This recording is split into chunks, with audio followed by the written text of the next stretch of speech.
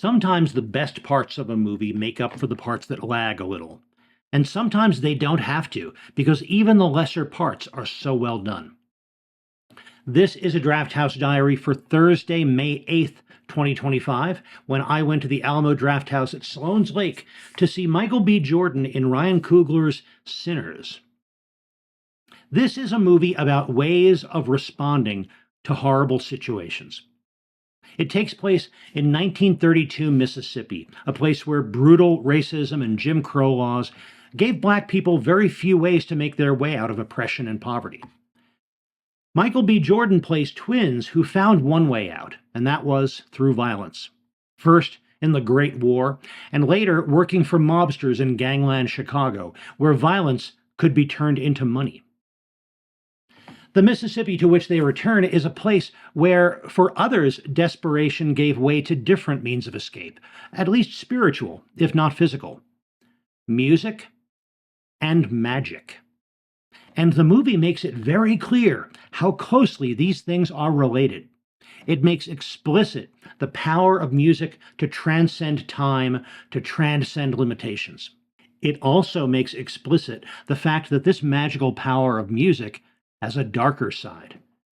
Beyond our normal world, there are dark forces that want to use that power and twist it to their will. The first half of the movie is powerful and well done, as we see the brothers recruiting talented people from their past to help them open a juke joint, something they can build to be their own. And this, in turn, gives rise to some amazing scenes in which we see this come to life. And we also see, through some marvelous filmmaking, the manifestation of that magical nature of music. The second half of the movie falls a little more flat, in that it becomes a fairly standard vampire survival scenario. But that said, a fairly standard vampire survival scenario made by people with the talent of Ryan Coogler and his team is still a very entertaining experience.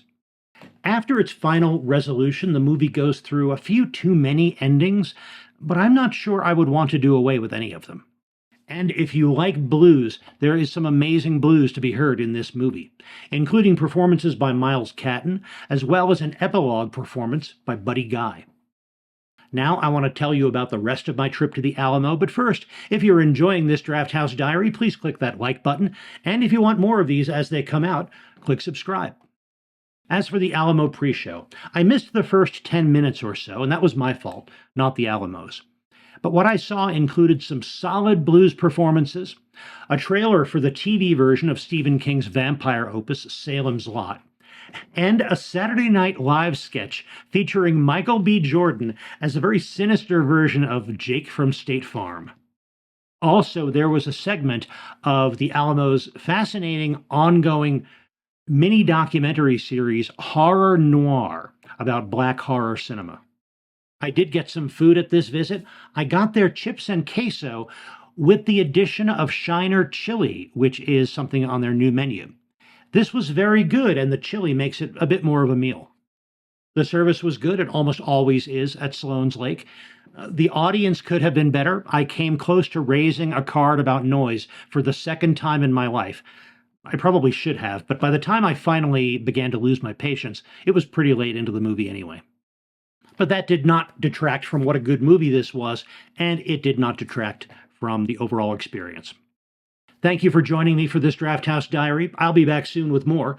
In the meantime, enjoy your movies, and when you do, stay till the end of the credits.